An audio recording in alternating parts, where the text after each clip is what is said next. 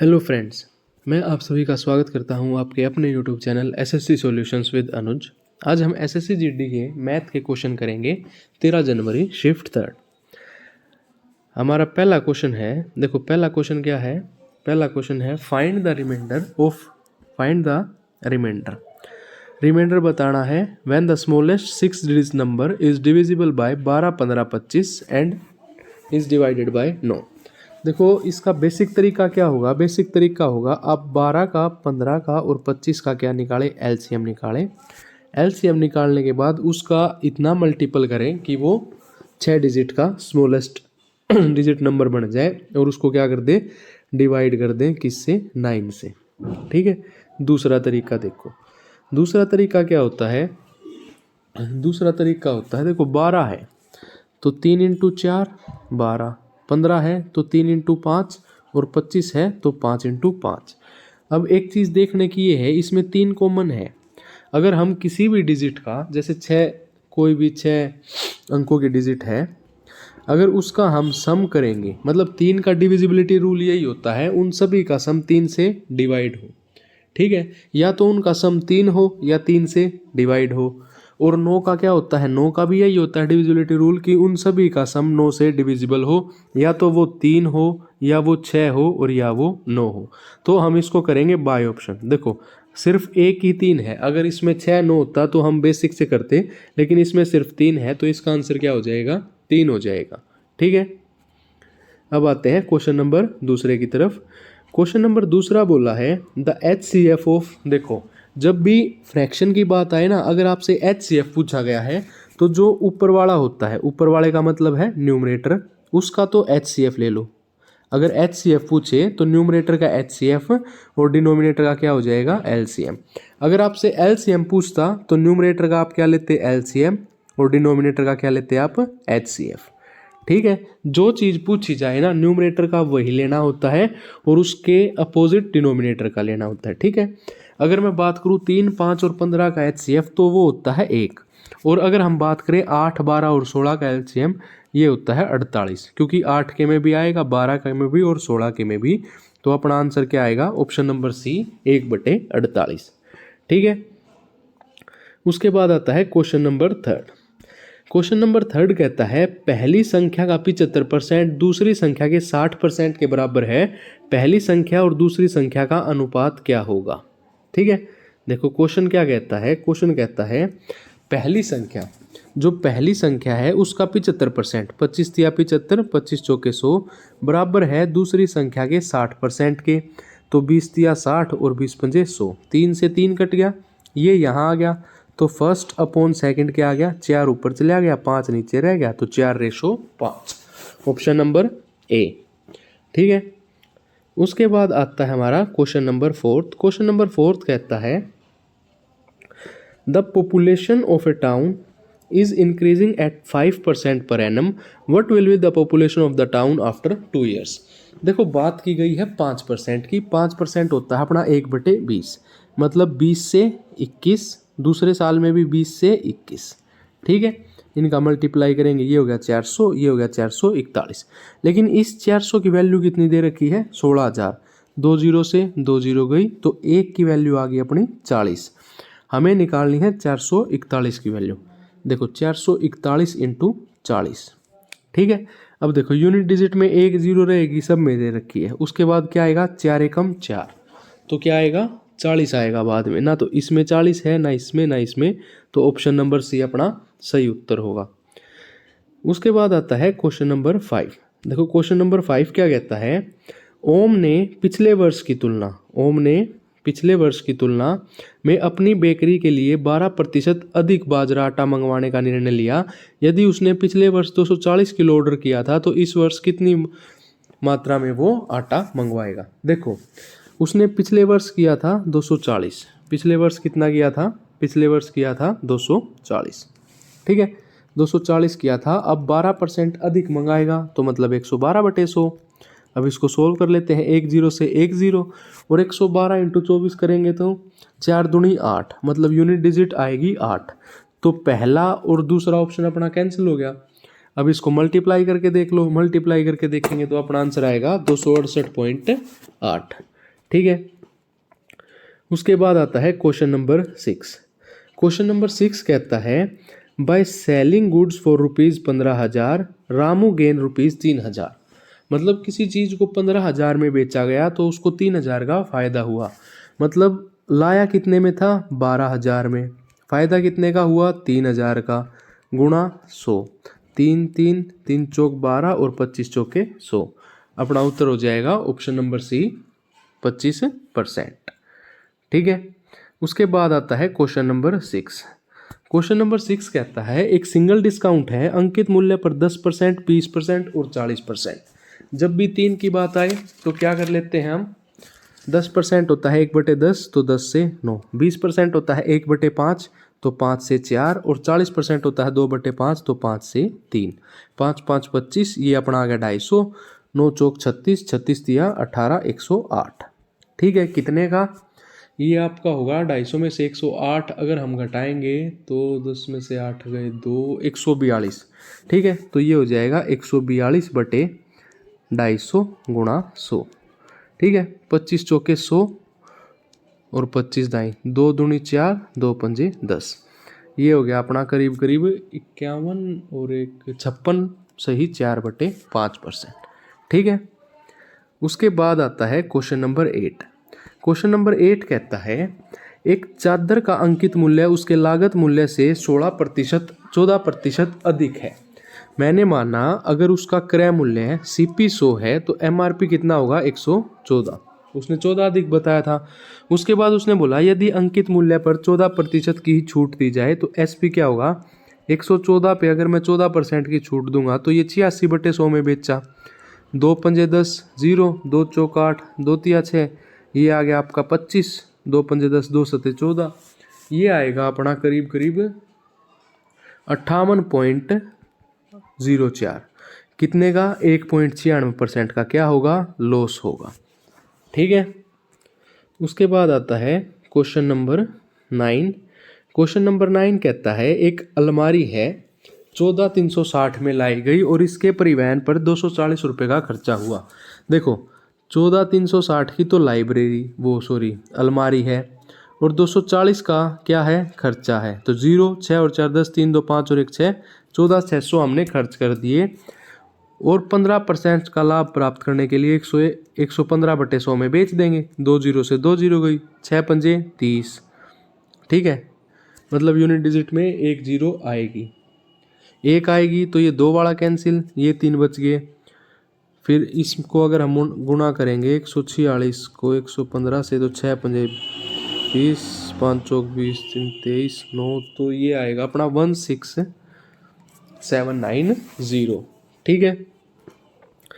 उसके बाद आता है क्वेश्चन नंबर 10। क्वेश्चन नंबर 10 कहता है वार्षिक क्वेश्चन नंबर 10 क्या कहता है? क्वेश्चन नंबर 10 कहता है वार्षिक चक्रवृद्धि आधार पर गणना किए जाने वाले कोई धनराशि 2 वर्षों में इतनी हो जाती है और 3 वर्षों में इतनी हो जाती है। देखो कोई प्रिंसिपल था P, 2 साल में तो हो गया वो 30,250। देखो कोई प्रिंसिपल है P, ठीक है, 2 साल में हो गया 30,250 और फिर 3 साल में हो गया 33,275। ठीक है।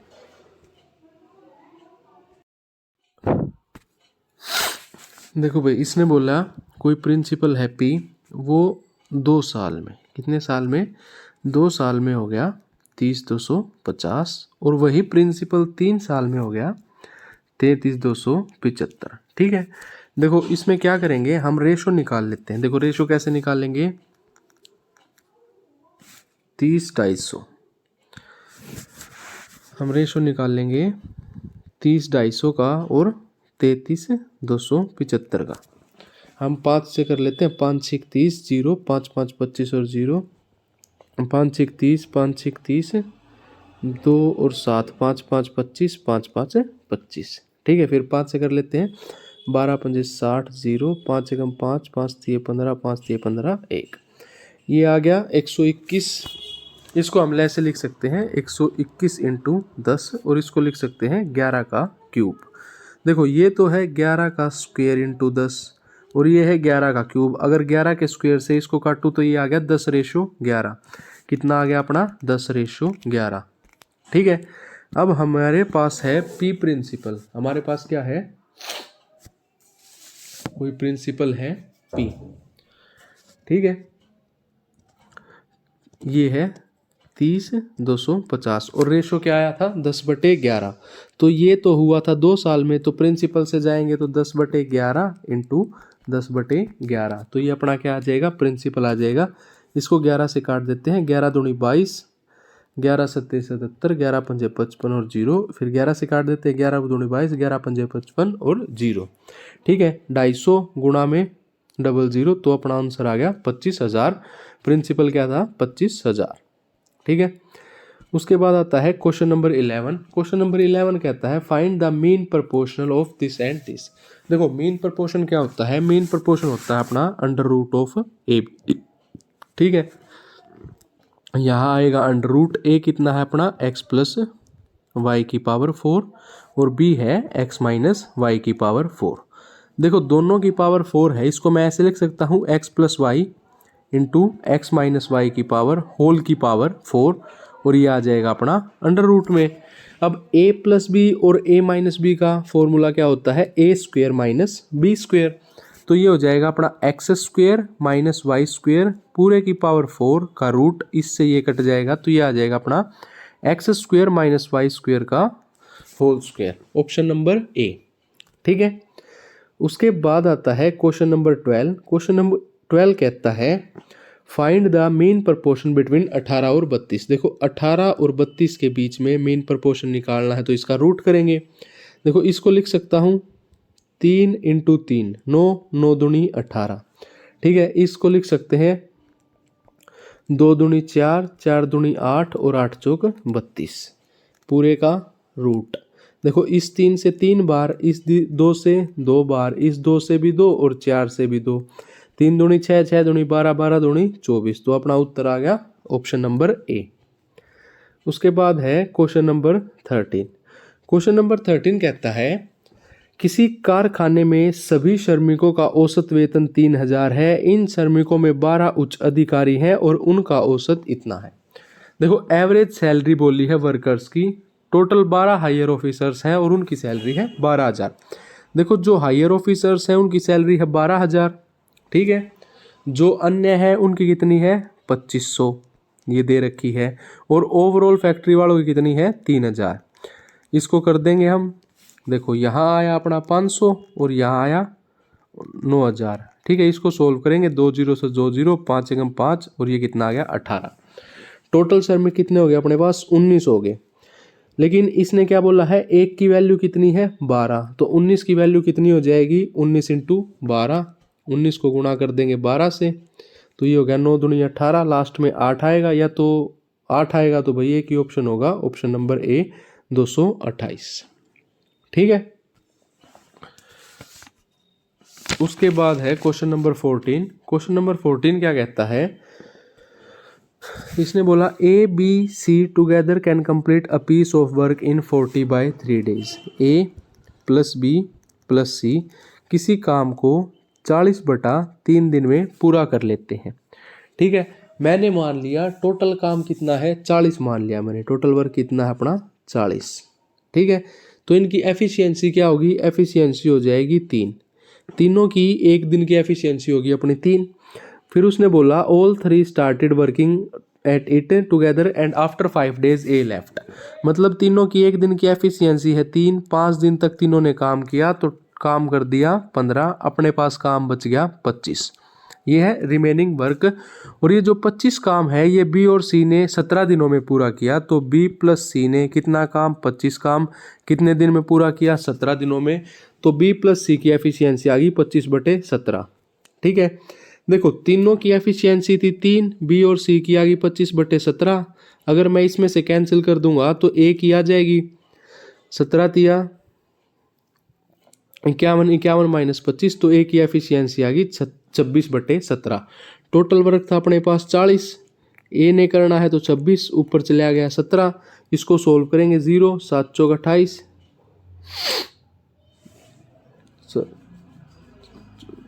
680/26, ठीक है। और इसको हम सोल्व कर लेते हैं। 13 दूनी 26, 2 तिया 6, 2 चौका 8, 0। 13 दूनी 26, 8 0, 13 6 78। तो ये 26 पॉइंट कुछ आएगा, तो अपना उत्तर क्या हो जाएगा? 26 डेज। ठीक है। उसके बाद आता है क्वेश्चन नंबर 15। क्वेश्चन नंबर 15 कहता है ए और बी मिलकर किसी कार्य को 30 दिनों में पूरा कर सकते हैं। ए प्लस बी मिलकर किसी कार्य को 30 दिनों में पूरा कर सकते हैं। ठीक है। They work together for 20 days, then B left another after another 20 days A finish the remaining work. देखो, इसने बोला इन दोनों ने 20 दिन काम किया। ए प्लस बी ने कितना काम किया? 20 दिन काम किया। टोटल कर सकते हैं 30 दिन में, तो इन्होंने मतलब 2/3 काम कर लिया। अगर 2/3 काम कर लिया तो रिमेनिंग वर्क कितना बचा? 1/3। और 1/3 ए करता है 20 दिन में, तो टोटल वर्क कितने में कर लेगा? 20 दिए 60, तो टोटल वर्क कर लेगा 60 दिन में। ठीक है। उसके बाद आता है क्वेश्चन नंबर 16। क्वेश्चन नंबर 16 कहता है रवीश ने कुल दूरी की शुरुआत 20 किलोमीटर की दूरी 12 किलोमीटर प्रति घंटा की चाल से तय की। अगले 25 किलोमीटर की इतने से और शेष इतने से। देखो, हमने मान लिया ये कोई डिस्टेंस है। उसने पहले 20 किलोमीटर की दूरी तय की 12 किलोमीटर प्रति आवर। अगले 25 की 10 से, और जो रिमेनिंग है उसकी 1 मिनट रुकना भाई। ठीक है।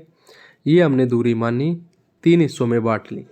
पहले 20 किलोमीटर करी 12 की चाल से, फिर 25 किलोमीटर करी 10 की, और जो बच गई रिमेनिंग एक्स वो करी 15 की से। और टोटल उसे कितना टाइम लगा? 13.5 का मतलब 27/2। ठीक है। हमें बतानी है एवरेज स्पीड।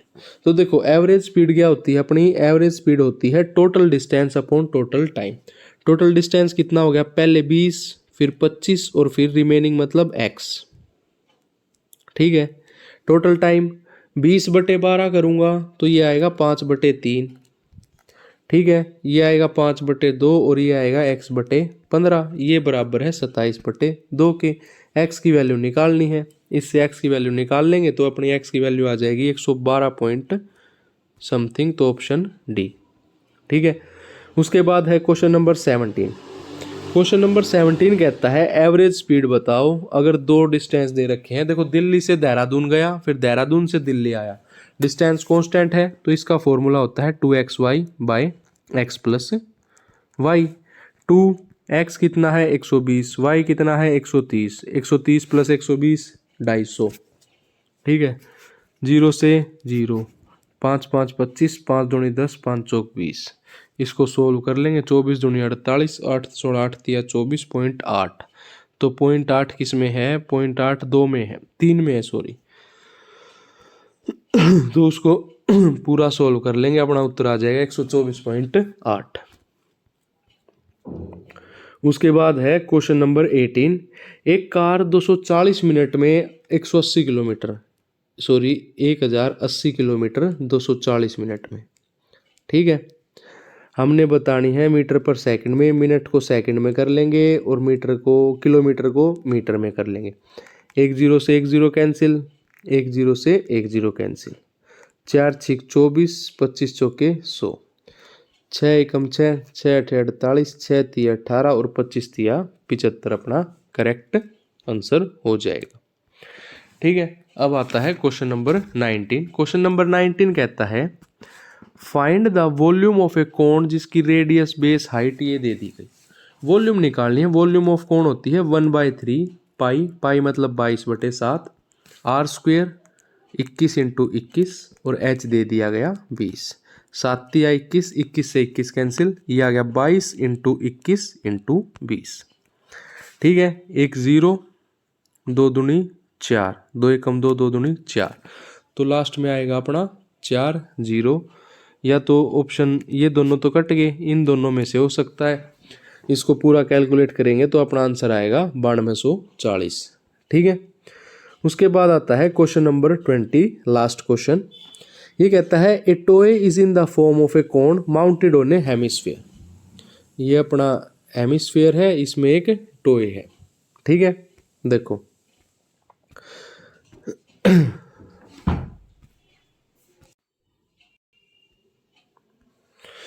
इसने बोला एक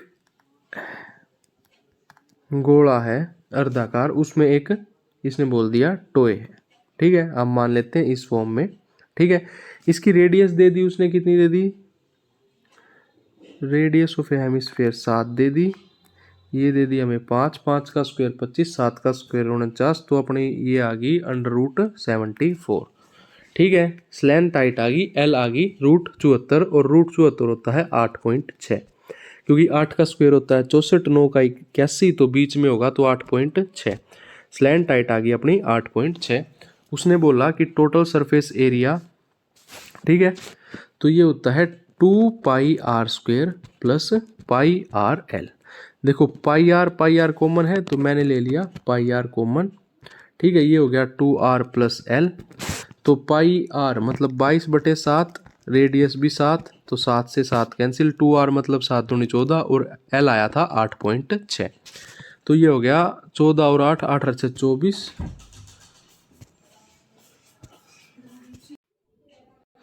तो ये आ गया अपना 22 इंटू 22.6। 22 का स्क्वायर क्या होता है 484। देखो ये दो ऑप्शन नहीं हो सकते,